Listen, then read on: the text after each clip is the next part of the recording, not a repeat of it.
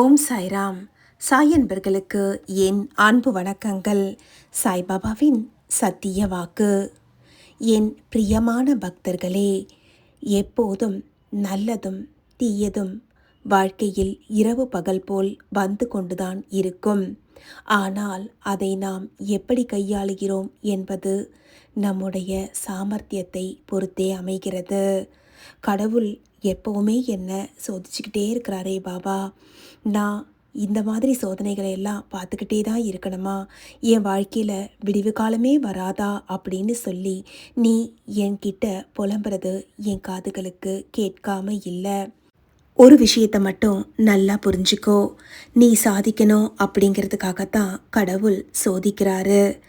நீ இது மட்டுமா பாபா, நான் எல்லா விஷயத்துலையுமே சங்கடத்தை மட்டும்தானே பார்த்துட்ருக்கிறேன்னு சொல்லி நீ கேட்குறது புரியுது. எல்லாம் போச்சு பாபா, உயிர் மட்டும்தான் மிச்சம், அதுவும் போகிற வரைக்கும் பிரச்சனைங்க இருந்துக்கிட்டே தான் இருக்க போதா அப்படின்னு சொல்லி நீ என்ன கேட்குறது புரியுது. கவலைப்படாத, வர்றது வரட்டும், போகிறது போட்டோம். நாம் வழியில் தொடர்ந்து போய்கிட்டே தான் இருக்கணும்.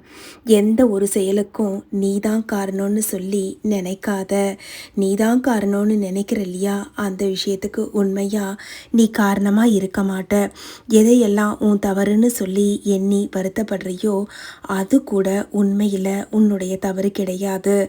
எதையெல்லாம் நீ தான் செஞ்சேன்னு சொல்லி பெருமைப்படுறியோ அது கூட நீ செஞ்சது கிடையாது. உனக்குள்ளே இருக்கக்கூடிய இறைவன் தான் உன்னை சோதித்து பார்ப்பதற்காக இப்படி திருவிளையாடல் புரிந்து கொண்டிருக்கிறார். எதை கொண்டு வந்திருக்கிற இழக்கிறதுக்கு? எதுக்காக இப்படி புலம்பணும்? எதுக்காக இவ்வளவு கலங்கணும்? நீ விரும்பினாலும் விரும்பாமல் போனாலும் உன்னுடைய உடலில் ஏற்படக்கூடிய மாற்றங்களை கவனிச்சிருக்கியா? இளமை மாறி முதுமை வருது. கருன்னு இருக்கக்கூடிய கேசம் நரைமுடிய பார்க்குது. அழகாக இருந்த முகத்தில் சுருக்கங்கள் காணப்படுது. இது போலத்தான் நீ விரும்பினாலும் விரும்பலைனாலும் இயற்கையாக வரக்கூடிய விஷயங்களை ஏற்றுக்கிட்டு தான் ஆகணும். நீ விரும்பினாலும் விரும்பாவிட்டாலும் வரத்தான் போகுது. அதுக்காக சுற்றி இருக்கிறவங்க, உன்னை சேர்ந்தவங்க, உன்னுடைய உறவு, இவங்களுடைய பேச்சுக்களையும் விமர்சனங்களையும் அவமானத்தையும் நான் தாங்கிக்கிட்டு வாழ்ந்து தான் ஆகணுமான்னு சொல்லி கேட்குறதும் புரியுது. அதை தீர்க்கறதுலையே உன்னோட நேரத்தை வீணாக்கினியானா உன்னுடைய வாழ்க்கையில் பெரும் பகுதி அதுக்கே போயிடும். காலம் மாறும்போது உன்னை ஏசினவங்க போற்றுவாங்க. உன்னை என்னெல்லாம் சொல்லி உன்னை கீழே தள்ளி தரம் தாழ்த்தினாங்களோ அவங்களே வந்து உனக்கு புகழாரம் சூட்டுவாங்க. இதெல்லாம் கடவுளுடைய செயல். அவர் நினச்சா ஒரு சொடக்கு போடுற நிமிஷத்துக்குள்ளே எந்த விஷயத்தை வேணாலும் மாற்ற முடியும். இதெல்லாம் உன்னை பக்குவப்படுத்துறதுக்காக அந்த இறைவன் கொடுத்த நல்ல வாய்ப்பு அப்படின்னு ஏற்றுக்கோயே. உன்னை நீயே முழுமையாக கடவுள்கிட்ட ஒப்படைச்சு பாரு. உன்னுடைய மனசு தெளிவடையும். இந்த ஏச்சுக்களும் பேச்சுக்களும் உன்னுடைய உடம்புக்கு தான் பாதிப்பை கொடுக்குமே தவிர்த்து உன்னுடைய ஆன்மாவை இதெல்லாம் அசைச்சி கூட பார்க்க முடியாது. ஏன்னா நீ பரிபூர்ணமாக அந்த இறைவனை சரணாகதி செய்ததுக்கு பிறகு இதெல்லாம் உனக்கு எந்த விதமான பாதிப்பையும் கொடுக்காது. அவங்களுக்காகவும் அந்த கடவுள் உன் பிரச்சனையை தீர்க்கறதுக்காக, உன்னுடைய மனசை நோகடித்தவங்களை மாற்றுறதுக்காகவும் ஒரு சில விஷயங்களை உன்னை அறியாமலே அவர் செய்து கொண்டு தான் இருக்கிறார். காலப்போக்கில் உன்னை வருத்தி பார்த்தவங்க வருந்துறதையும் நீ பார்ப்ப. ஆனால் ஒன்று மட்டும் நிச்சயமாக புரிஞ்சுக்கோ, உன்னை காயப்படுத்தினவங்க கஷ்டப்படுறத பார்த்து மட்டும் சந்தோஷப்படாத. எதாக இருந்தாலும் இறைவன் செயல்னு சொல்லி அவர்கிட்ட ஒப்படைச்சிட்டு உன்னுடைய இறைவனுடைய பாதத்தில் எப்பவும் சரணாகதி செய்கிறத மட்டும் மறந்துடாத. இந்த உலக விவகாரங்கள் உன்னை தன்வசப்படுத்துறதுக்காக இழுக்கும். அதுதான் மாயைன்னு சொல்வாங்க. இதில் எதுலேயும் நீ சிக்கிக்காமல் இருக்கிறதுக்கு ஒரு குருவை எப்பவும் பிடிச்சிக்கோ. அந்த குரு உன் சாய் நானா இருந்தா ரொம்ப சந்தோஷம்.